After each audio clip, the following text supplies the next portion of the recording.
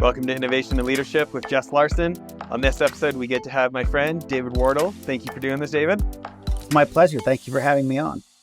So we get to talk about investing in movies and the film business today. And let's talk about your role at Saban. And for people who don't know Saban, like you just go to the website and you see movies with John Travolta and Jason Momoa and Nicolas Cage and all sorts of people you would recognize. But let's go back to the beginning. Let's talk about how you got into the entertainment business. Okay. Saban Films, where I work right now, is an independent distribution company.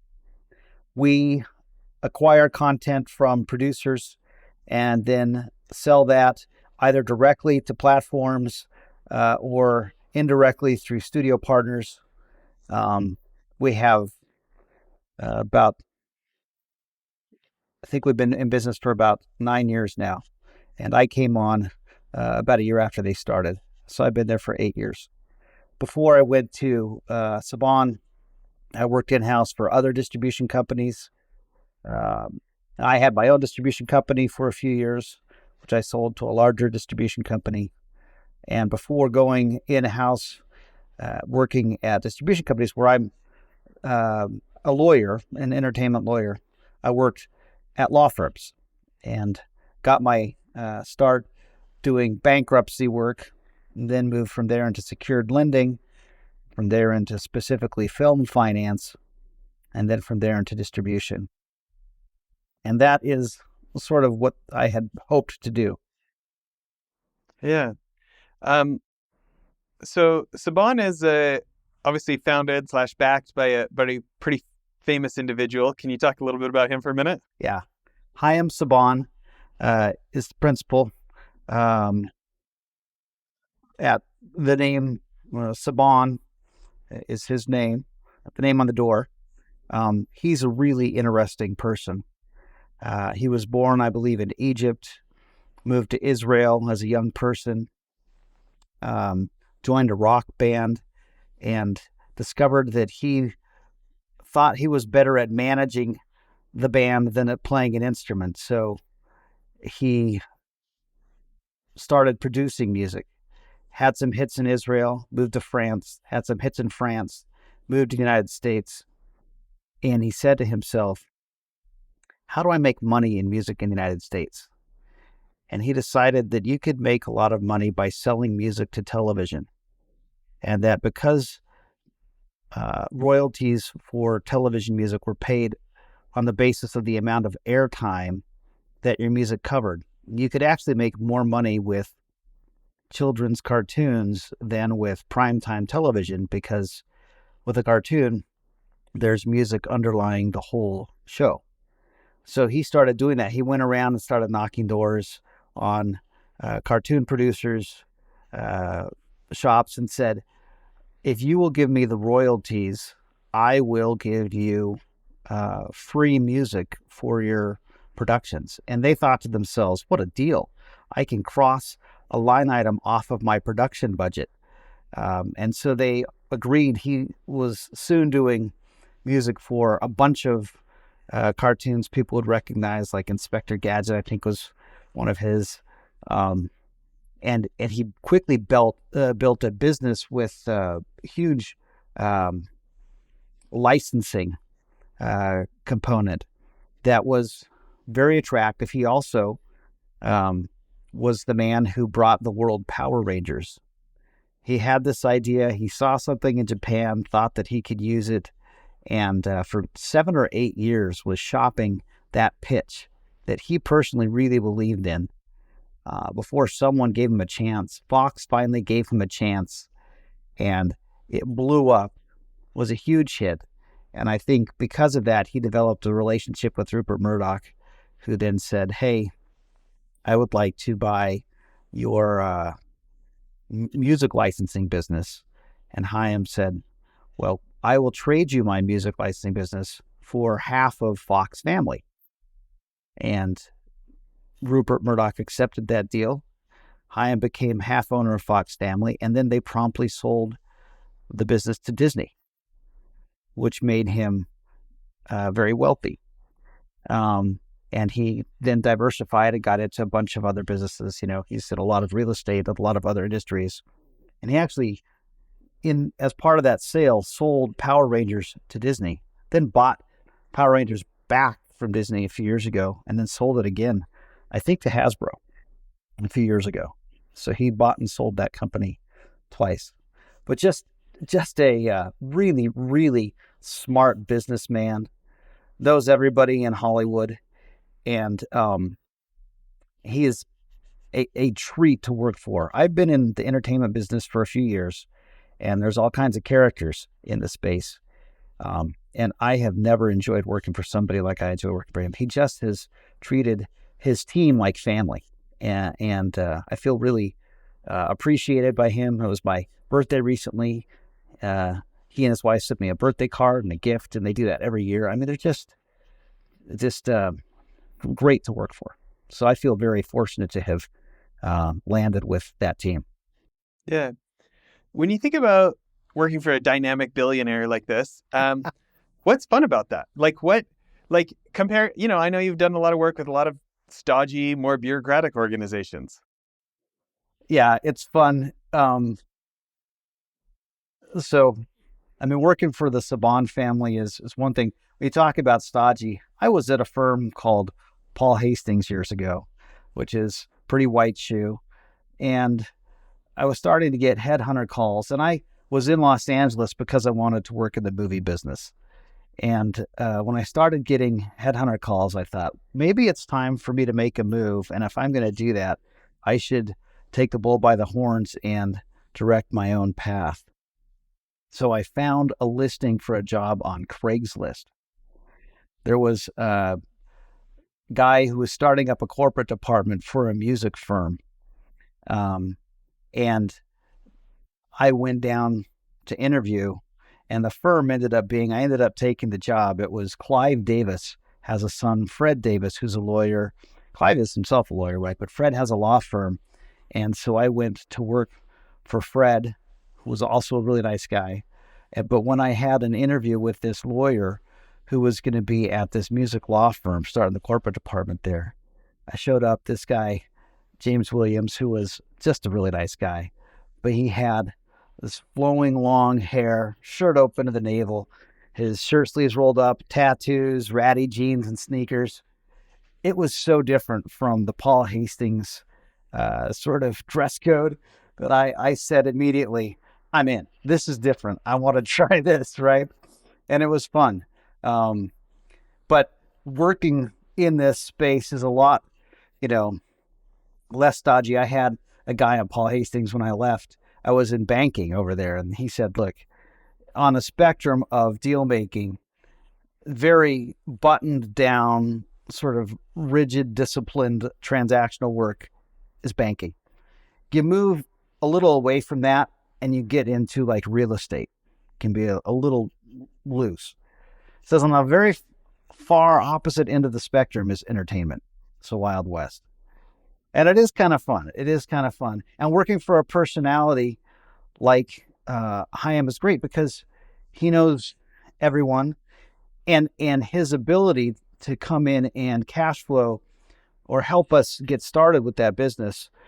I had another business. I had a distribution company of my own a few years ago, and we had the same idea. It was basically the same model as the Saban Films model, but the difference between our ability to launch and be successful with that business and our success at Saban, where we've had more success growing a library with bigger pictures, has been that funding component. When you can come in and step up and give someone a large advance or minimum guarantee, it allows you to get access to better content. So having the backing support of someone who has the resources to do it properly and also has an affinity for and understanding of the entertainment business has been really great. Yeah. Well, I feel like we're on a good start, but I want to read a bit of a bio on you, and then I got some questions about it. Okay? David Wardle, entertainment deal closer, negotiated and documented transactions with parties ranging from major studios, banks, and Fortune 500 companies to movie producers and entertainers. Closed hundreds of single picture acquisitions and a few library slate deals. Closed output and distribution agreements with studios, networks, and digital platforms, represented banks and distributors in dozens of pre-sale financings, and a handful of library-backed credit facilities. With partners, formed own distribution company, built a content library, sold the business to a larger distributor before going in-house, cut teeth at large firm and boutiques specializing in entertainment finance and restructuring. So there's a lot of words in there. Let's talk about hundreds of single picture acquisitions. Yeah. For so many people, the entertainment industry it's interesting, but not too many of us know what happens behind the closed doors. Like, we see what's on the screen, but how it got from somebody's idea to getting made to actually getting on a screen is a little fuzzy for most of us. Yeah.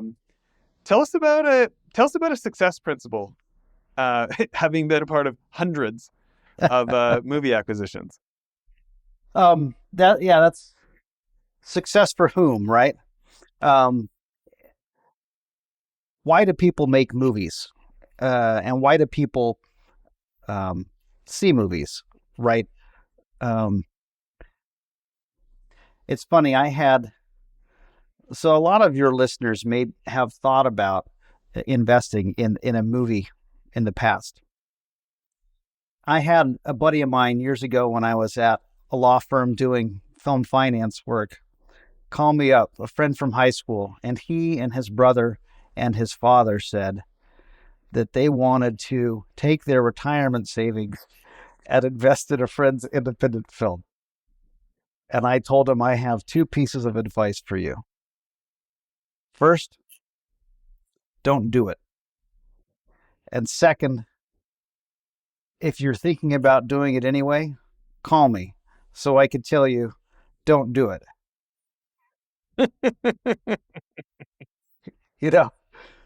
Most films lose money. It is cliche, but it's true. Most films lose money. So even when someone comes to us and negotiates, when we buy a movie, most of the time there are two components of payout that people may get, a producer may receive from selling us their movie. We will give them an advance, what's called a minimum guarantee. And with most movies, that's all the producer will ever see. Because what you do is you say, we're going to share revenue. When we sell the movie, we're going to deduct our cost. First, we're going to take a fee, some percentage of what we collect. We're going to deduct our costs, recoup those, and then we'll pay you some portion of what we have left over. And from that portion, you calculate what you might pay them over time and advance them an amount based on that. So if over time, I think that you would make $1 million, I might give you $1 million now to persuade you to sign the contract. And usually it's broken up into stages. We get some amount when you prove that you own the movie and give us chain of title and insurance. Some further amount when you deliver the movie. Some more when we release the movie, right? So it's in steps, but you can count on getting some set amount of money. Then after we have, the money has earned enough that you have recouped the advance that we have paid you and interest, right, for the time value of that money. Then we'll keep paying you what we had agreed, and we call that overages. So most producers on most films try and negotiate an advance or a minimum guarantee. And even when movies, and I don't know whether it's 10 or 20% of movies, maybe more, get into overages. And I tell people sometimes, if you've gotten into overages, congratulations. But sometimes what that means is not that you have had a success. It means that you did a poor job of negotiating the advance. Because if you have gotten time delayed contingent money, it means that you did not get upfront guaranteed money, right? So just because you get into overages doesn't mean you have successfully sold your movie. It may actually be a sign of failure because you didn't get as much as you should have gotten up front. But let's say that's um, if you have recouped your advance and done a good job negotiating the advance and have overages, it means that you're performing. So um, even those movies that get into an overage situation, have gotten their advance, have gotten overages, that doesn't necessarily mean the movie's going to be profitable because we're a domestic distributor principally. We now have started expanding into additional territories. But when an independent filmmaker is selling an independent film, and this is different from the studio proposition where a studio finances its own content, right? If you're making an independent film, you're going to make it and then look to sell it to a distributor rather than having the distributor fund production. The amount of your domestic sale represents a third to a fifth of the film's budget, as a rule of thumb. And the foreign sale typically represents at about an equivalent amount, so about a third to a fifth of the film's budget. So if you're doing really well, your domestic sale in terms of guarantees and or advanced money and your foreign sale together may collectively represent 2/3 of the film's budget. It means there's a third of the budget that you've gotten either from tax credits or from equity investors who are hoping that the film overperforms to get some recoupment of their investment. And that's in general. Sometimes people are able to sell films for more than their budget amount. But on average, I'd say that you're, 2/3, maybe 3/4 of your budget is covered by pre-sales. And if you don't have any tax credits, no soft money, it's going to be hard for you to break even as a film investor to get your money back. So what represents success? Going back to your original question, is success having a film that makes money? I had a friend years ago who had a film that made several times its budget. He had a little independent film. He had a friend whose father was wealthy and decided to invest in the movie, liked the idea. The film was released and tripled that investment, returned back to the investor 3 times the money he'd invested. And my friend went back to him and said, all right, we had this great return on investment. When do we do the next one? And his friend's father had to explain to him that he appreciated that the film had made money. He wasn't counting on getting that money back. He'd sort of written it off. And while in terms of ROI, while the film had tripled the money, the amount of money involved was not significant enough to this man that he cared. He was looking for much greater return or bigger investments to spend his money in. So he wasn't interested in making another small movie. So even when you have what appears to be financial success, from the investor's point of view, that may not represent real success or at least anything to write home about, right?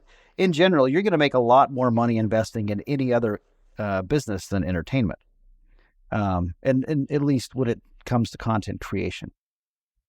So, can you make money on a movie? People have done it. I think most of the time, people would make more money in other businesses.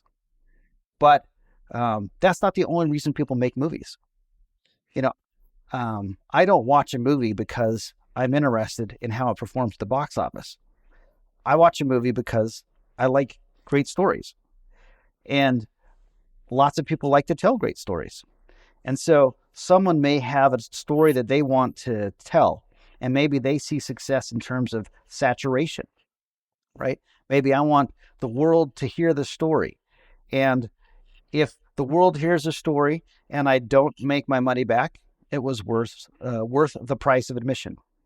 Or maybe Somebody just thinks it would be fun to be part of the industry for a minute, to step on a red carpet and have your picture taken, to rub shoulders with artists and celebrities.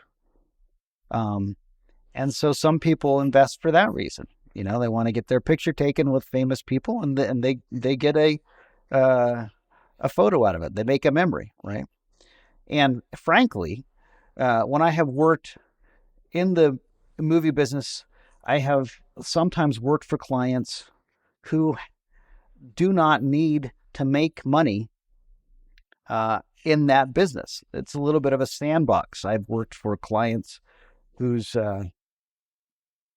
commonly their parents are quite wealthy. I had, was it Jim Kohlberg or James? I can't remember which is the father and which is the son, but the Kohlberg of KKR had a son who was a producer. That was a client that I did some work for.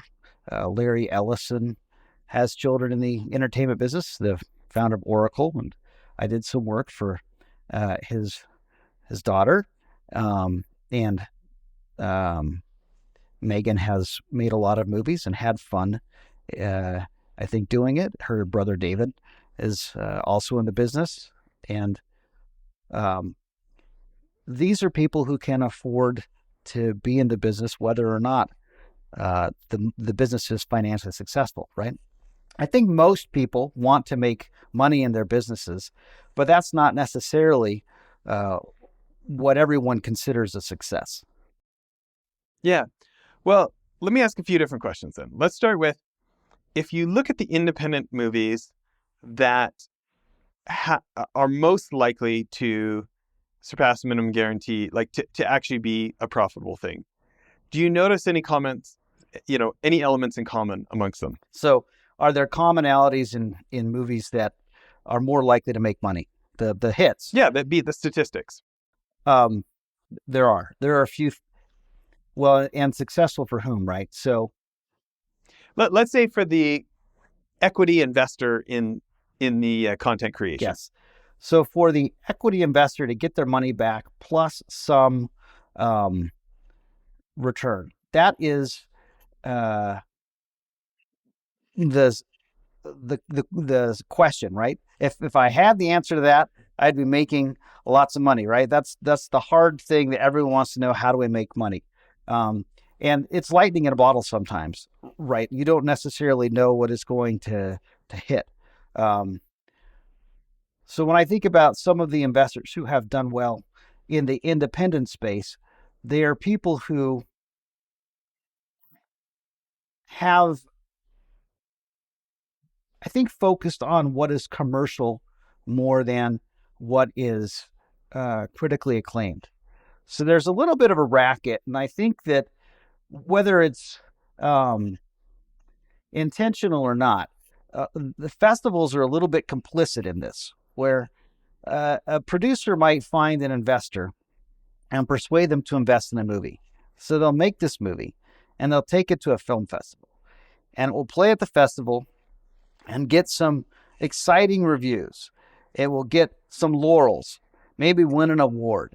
And the producer will turn to the investor and say, look at the success we're having with this project. Quick, let's strike while the iron is hot and invest in 3 more, right? And that's before the movie has been released. And what they soon learn is that festival laurels do not equate to revenue. So they may win lots of awards, they may get lots of great reviews, the movie comes out and doesn't make any money, and then by that time, they've already invested in 3 more. So you have to be cautious about that. The investors who have made money in the space have tended to focus more on commercial value than critical acclaim. And so, if you get some critical acclaim, if you get Oscar buzz, that can improve the commercial success of your picture because more people are talking about it. It gets more attention, and more attention typically leads to better numbers. But you have to pay for that sometimes too. People campaign hard for awards. And so if you're going to spend a lot of money trying to get an Oscar, that doesn't necessarily translate on the balance sheet. So the people, yeah. So, well, let's talk about this idea of commercial.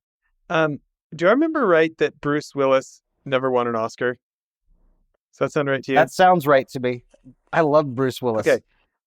So you think about how a lot of people love Bruce Willis, especially in middle America. A lot of people who don't live within a few miles of an ocean love Bruce Willis. And those movies made a lot of money. Yeah. Can you talk about how the industry defines the word commercial? Yes. So commercial is something that you can sell. So, and it's interesting you mentioned Bruce Willis or think about talent. So with our business at Saban, we focus on what we call cast-driven genre films. And when we go and try and sell a movie, if we talk to one of our customers, what do you think their first question is? Any idea?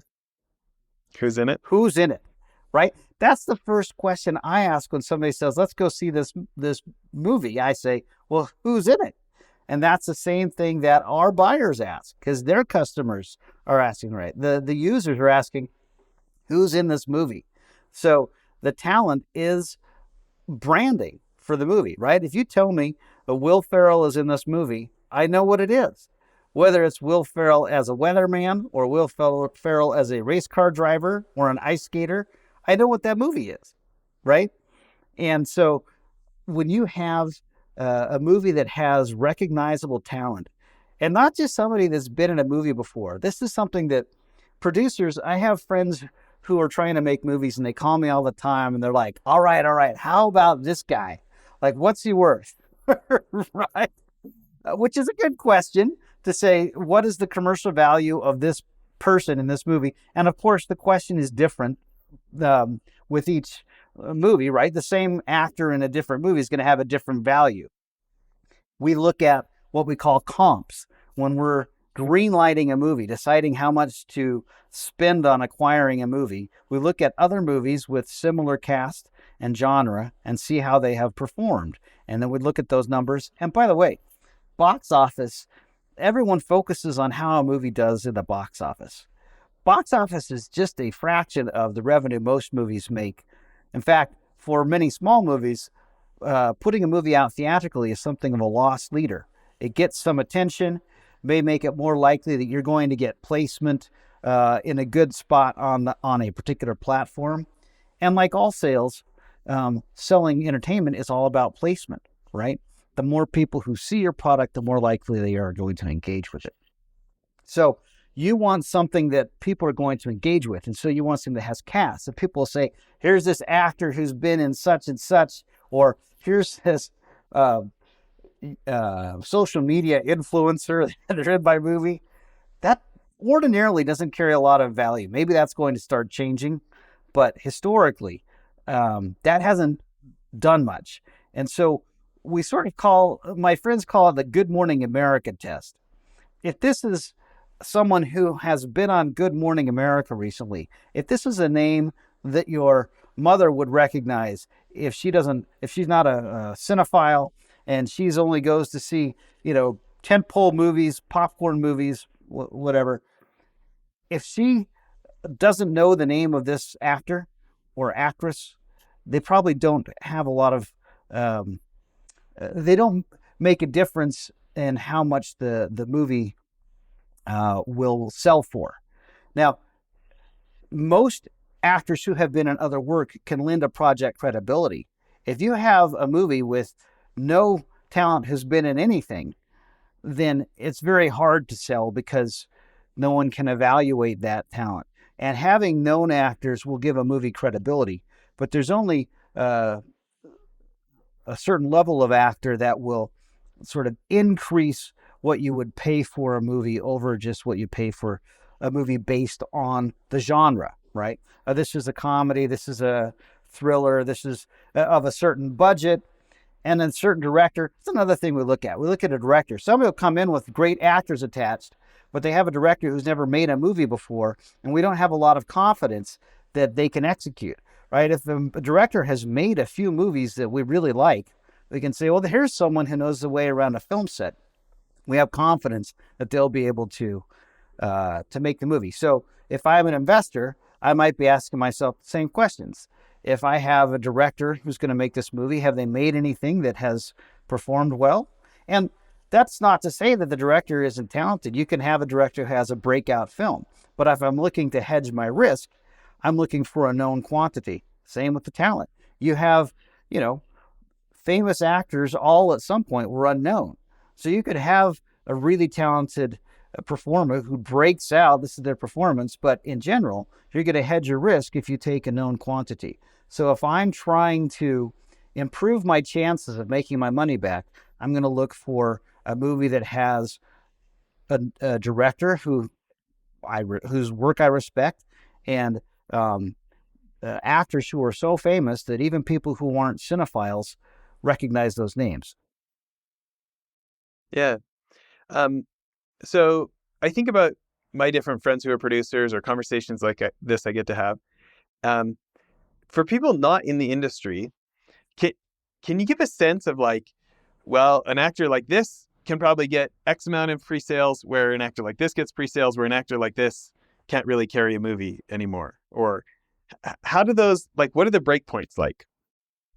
Um, those are conversations that we have with producers. Sometimes we don't typically have them have a track record of bringing in content, right? It's more of a spectrum than tiers, right? We'll say this actor, because we're looking at comps. We're saying, how did their last few movies perform, and some similar actors and similar content, how did that perform? And so we actually do research and say, well, this person in this particular project, we think that they would increase this value by, $500,000, or they would increase the value by $100,000, whatever it is, right? Um, uh, uh, but that, I don't know if that answers your question, but that is something we think about all the time. Yeah. So is it like, I'm just looking at the front page of Saban with John Travolta, Nicolas Yeah. Cage, and Jason Momoa movies, right? So it's like, okay, Jason Momoa in an action movie of a $5 million budget. Well, we can look at comps, or, John Travolta in a cop show, in a gangster movie of a $4 million budget. We can look at, and is it kind of like you add these elements Yeah, in, so and that helps you come up with it's the comp? interesting. We add these elements in, we look at a comp, and in the industry recently, there has been sort of a separation. There used to be a lot of movies that would sell for, and this is much lower budget fare than your typical studio picture, right? Most movies of independent films, I'd say, maybe range in budget from between $5 million to $30 million. We've bought some movies with budgets smaller than that. We've bought some movies with budgets much larger than that.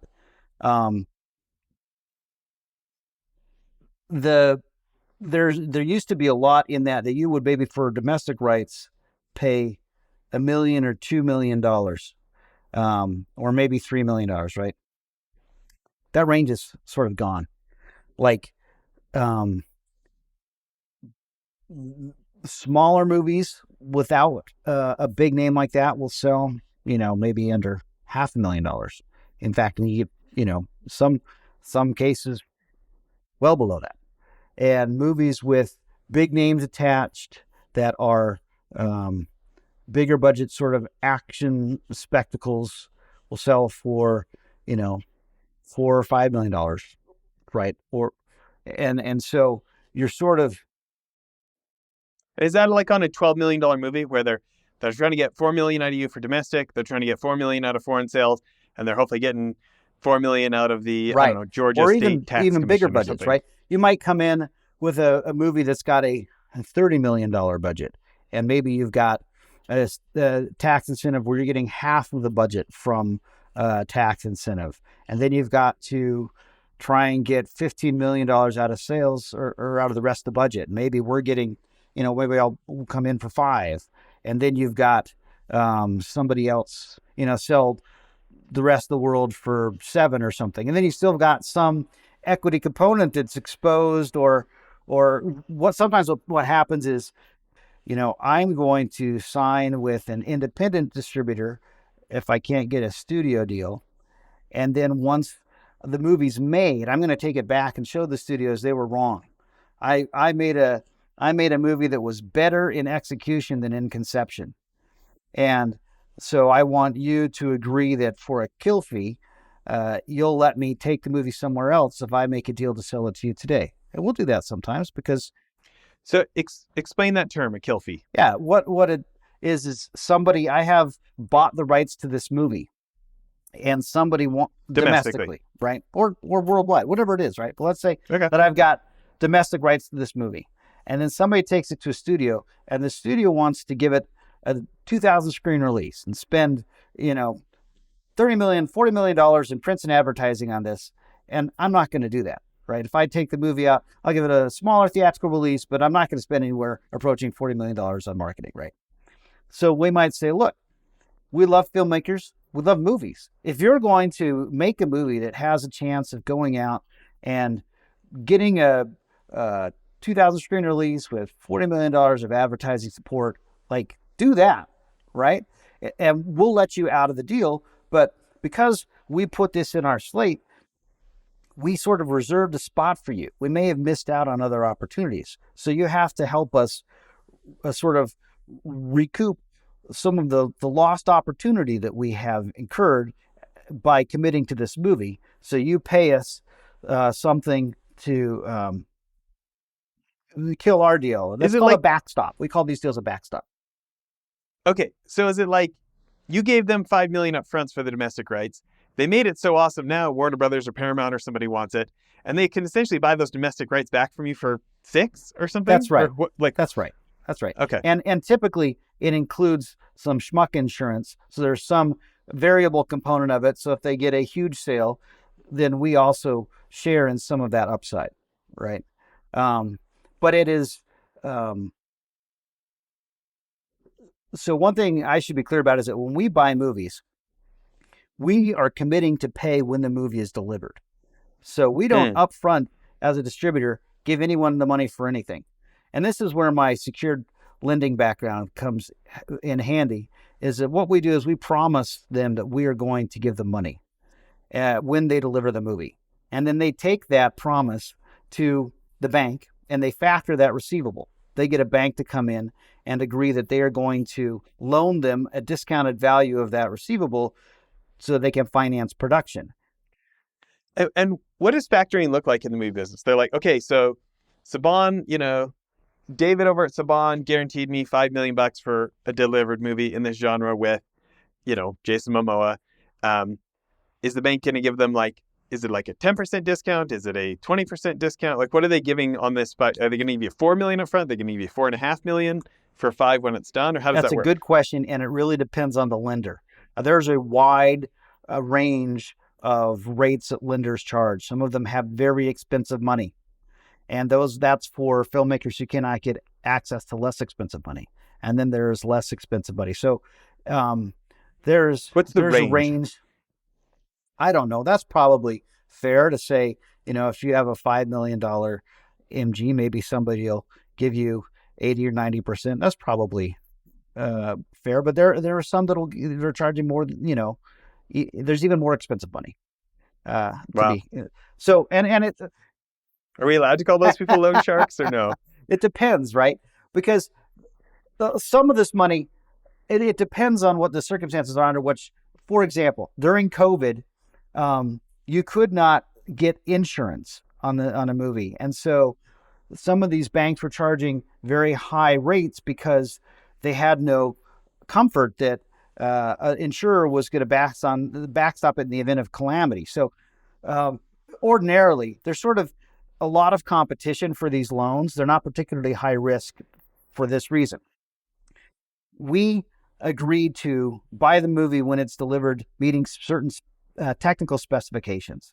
The bank agrees to factor that receivable if they get a bond company, an insurance company, to guarantee that the movie is going to be delivered on time. Because if the movie's not delivered on time to these specs, then we don't have to pay for it. We don't have to buy the movie. So the insurance company comes in and says, they guarantee to the bank that it's going to be delivered on time to those specs. And if not, they'll repay the bank. And so if the producer or the director gets behind, they will replace the director. They'll come in and take over and make the movie themselves because they need that to be delivered on time. And then the bank, is taking credit risk. And let me say something about, and I'm going to go on a tangent for a second, but in this transaction, the distributor holds the creative risk. If somebody delivers a movie to us that is unwatchable but conforms to the terms, it's just a bad movie, we pay for it, right? The bank the bond company takes the completion risk. If the movie's not delivered on time according to specs, then they have to repay the bank if we choose not to buy the movie, right? So they've got completion risk. The bank takes credit risk. Bank is saying that they think that we, Saban Films, or whatever other distributor, right, that you're buying a movie from, is a credit risk. And they're saying, we think this is an acceptable credit risk. And let me say something about credit risk, because this is where people sometimes get tripped up, even if you do everything right. I'll give you two examples, especially in independent film, where players are less established. The first distribution agreement I ever negotiated was for these producers who had this movie that they made, and they had two independent distributors that were giving them offers. And one of the independent distributors was more established and did not plan to release the movie theatrically. There was another distributor that was a startup, and they promised to release the movie theatrically in a few hundred screens, and they were going to pay a smaller advance. And the producers were so enamored of the idea of having their movie in theaters, they took the deal from the startup distributor for less money with the promise of a theatrical release. Ultimately, the startup distributor did not fulfill their promise to release the movie theatrically and folded, so that those filmmakers not only did not get the release that they were seeking, they didn't get the money, right? And this is a trap. Did they get the film back? Yes, I think I think they did. Yes, I will tell you they did, because this is so this is funny, because like 10 years later, I had moved and I was representing a distributor that had acquired the rights from the original distributor. And they were having problems. They couldn't get the movie back. Wait. They could get the movie back. They got the movie back from us because when I was drafting the original distribution agreement, I insisted on a provision that, because it was my first distribution agreement, I did not know at the time was non-market. I was just being a very aggressive bank lawyer with my banking background coming in, and I insisted that we have a particular provision that allowed us to claw back the movie when the other distributor went belly up. And because of that, when I was 10 years later at a different company that now had the movie rights, we had to give the movie rights back. I beat myself. Too funny. But this can happen even to the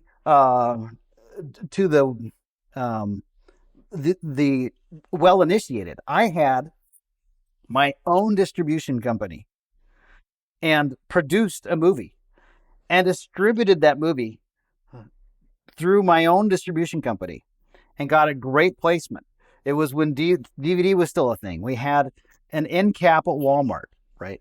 We got great, and they reported to us that our movie had earned domestically twice as much as we had estimated we would earn when we made the movie. But we only got paid what we had estimated we would make domestically, because the company that bought my business then went out of bankruptcy, went out of business. So even though I sold the movie to myself, I could not get the money that I was owed because the company went out of business. And so it's just a difficult business. You got to be aware, not only is it hard to sell a movie? It's hard to make a movie. It's hard to make a movie, hard to sell a movie. Once you've sold a movie, it's hard to collect what you're owed. And it's not, there are shady players in Hollywood, and some people will lie and cheat and steal. But even when people are completely honest, well-intentioned, it's a tough business. And sometimes things don't work out and you have a bad result, right? And it's just, credit risk is a big thing in Hollywood, which is going back to your question about how is it to work for an established billionaire who knows the movie business. It's very nice when you work for someone who's creditworthy. It gives film sellers lots of confidence. Well, David, what are we going to do to tone down your optimism about investing in movies here? I mean, I think we need to be realistic for people and not sugarcoat it. So I want to talk about this, shady people. Yeah. Okay. I think we need to give a shout out to a very non-shady person, one of my favorites, Matt Ball, who got us connected. He's a mensch. Yep. When he kind of became a mentor of mine originally, 24 years ago, he was print director at DreamWorks, and I was so excited. He got me and my wife into the premiere of Catch Me If You Can. Oh, that's a great movie. And I was like on the red carpet when Jennifer Garner walked in. Alias had just been out a little for maybe a year or two at that point, and I thought she was the best thing ever. Yeah. And it's like, anyways, I thought that was the coolest thing I'd ever been to, I think. But Matt is one of these people who, I would give you the shirt off his back, and like just one of the most friendly, well-intentioned people to me, right? And I think about you, and you have like a little bit of a reputation as like this guy who kind of like vets people who are trying to get into the industry. And you kind of get like, I know that you get sent people to like check them out and go like, should we open some doors for them, or should we let them open their own doors? I'm interested, as you get to know people, people who are trying to break into the industry, what are some of the characteristics you look for before you're willing to make introductions, before you're willing to go out on a limb for them? Yeah, that's a good question. When I first moved to Hollywood, I noticed that there were certain communities and affinity groups, alumni of particular schools that had a particularly strong presence in the industry. And I didn't have that. And so I tried hard to build a community of people with connections to my hometown, and discovered, that the quickest way to lose access is to abuse it, right? So you try and be generous, but also be wise, because, we built this networking organization, and I never wanted to put in the same room as a development executive and aspiring screenwriter, right? I just didn't want them to feel, first, people have to feel safe. And once they feel safe, then you can move on to other things like helping, right? So when people come to me and are looking for an introduction, I love helping people in the business. I think everybody does. I think, the industry gets a bad rap. There's actually a lot of really generous, kind-hearted people in the movie business. A lot of people love telling stories. They want to do fun, creative things, and they want to build community. And if somebody wants to get into that space, people by and large are very generous, right? But I do talk to people and find out what it is that they want to accomplish, right? And then if they have something that they want to accomplish, you talk to them about, how best to create value. And I tell everybody who's coming to town, actually, I say, you should read this book by Ken Ferrazzi, Never Eat Alone. Right? I don't know if you're familiar with the book. Yeah, I had Keith on the podcast. Oh, you did? To talk about it. Yeah, is it Keith, not I'm such Ken? a fan Keith of that book. Ferrazzi? Yeah, Keith Ferrazzi. Yeah, it's a great book, right? Create a networking action plan. And the most important thing that he said was to have a value proposition for everyone whom you meet. And in my hometown, we think of this in terms of service, right? Like looking for ways to serve everyone that you come in contact with. And if you have this sort of mentality where I'm looking for ways to serve you. Like, what can I do for you? What value am I bringing? When I was just getting started in the business, I didn't have very much value I could bring. The value I had was relational, right? Maybe I met someone who I thought might like to meet someone else, and I could bring them that introduction, right? Or I would see information. I saw a story in the news I thought you might be interested in, or made me think of you, and I can forward that information to people. I didn't have money to hire people. I didn't have clients to refer people.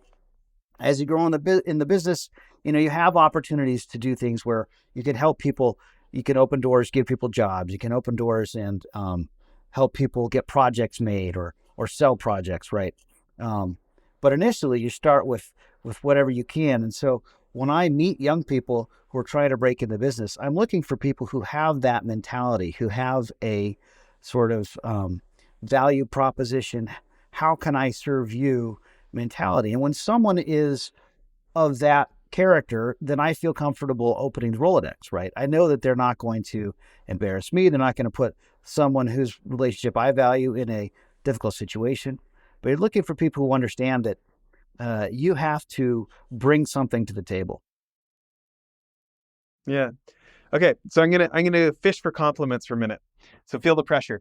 So a week and some ago, when you not only came to my Sundance Film Festival party, but brought someone with you, what was it about the event that made you think, oh, this is worth showing up for me? Yeah.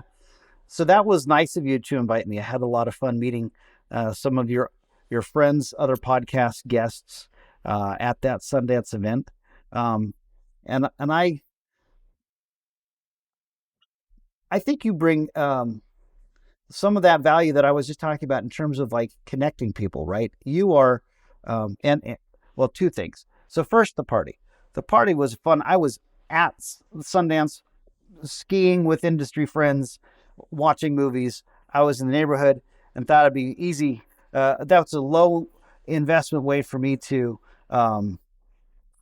connect with you and some of your friends, to provide value, hopefully by bringing a little bit of a Hollywood tend to a Sundance event, and then also to connect with some people who sounded like very interesting people, right? And also to spend some time with you. You're an engaging personality, right? The thing that I like best about your personal story is your persistence, right? The way that you have hit, especially early in your career, some obstacles that would, to the ordinary person, maybe seem overwhelming, very discouraging.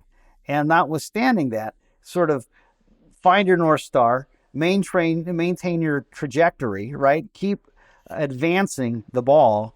And I think that sort of willingness to take a cheerful approach to adversity makes someone attractive. I think people like that about you. They liked engaging with that sort of character, and they also like connecting with each other. And part of the value proposition that you bring is helping people whom you know. And I know this is something we talked about that you enjoy doing. You enjoy hosting events where you have people from different walks of life who otherwise might not have occasion to meet each other, be able to spend a few minutes getting to know someone who's very interesting. That's a great, it just in life, we need to do more of this generally. I will say, so I moved, I was in Los Angeles for 20 years. And because of COVID, I now work from home. And because I work from home, when my parents started experiencing some of the health challenges incident to aging a couple of years ago, I was able to relocate to your neighborhood, right? And in this neighborhood where we live, a lot of people go to church together. And there's been a lot in the news lately about the rise of nuns, of people disaffiliating from organized religion, and a lot of, I think, yelling, screaming at each other on the internet about politics and things like that. And I think it's a little bit sad because I like that sense of community. When I went to, on Christmas Eve, I went to church down the street, and in my particular neighborhood, almost everybody goes to the same church. And so I sat there singing Christmas carols for an hour with all of my neighbors, filled to capacity, right? People out into the overflow. And it was great. And I think that provides a lot of value in life. That's one thing that I like about the entertainment industry. It's a small business. And so you get to know people and you see repeat players on different deals. And a lot of these guys, I don't travel. I am bad cop in our company, right? I am the bearer of bad news. So I don't go travel to the markets. But there are about a half a dozen markets that almost every independent film company goes to every year. And because they're traveling to these different movies, sellers and buyers of movies talking about the business and showing each other their new movies, it creates this community, right, of people who just have strong connections and great affection for each other. And I think it just, whether you're getting that at work, whether you're getting it at church, whether you're getting it at school, wherever you're getting it, I think that just in general, we as a society need to strengthen the bonds of community right now. We should feel greater affection for one another. So I have lots of respect for somebody who gets out there and tries to build community, tries to help people connect, especially people who may come from different backgrounds. It's good work. I appreciate that. I know I was fishing for the compliment, but I still appreciate it. Well, this has been super fun. What do you want to leave people with today? You can do it. Like, life is short. Do things that are meaningful to you with people whom you love, people who you want to spend time with. Making movies is fun. Working in the movie business is fun, and you can bring joy to lots of people. I think about entertainment. I think about people in the music industry. I worked for a hot minute in the music industry before transitioning into film finance. And, I hear songs by like Freddie Mercury, how many years after his death, still bringing joy to stadiums full of people, right? Like, you can do things that bring a lot of people joy and help people feel connected globally, right? So if that's something people are interested in, like, do it. It's fun.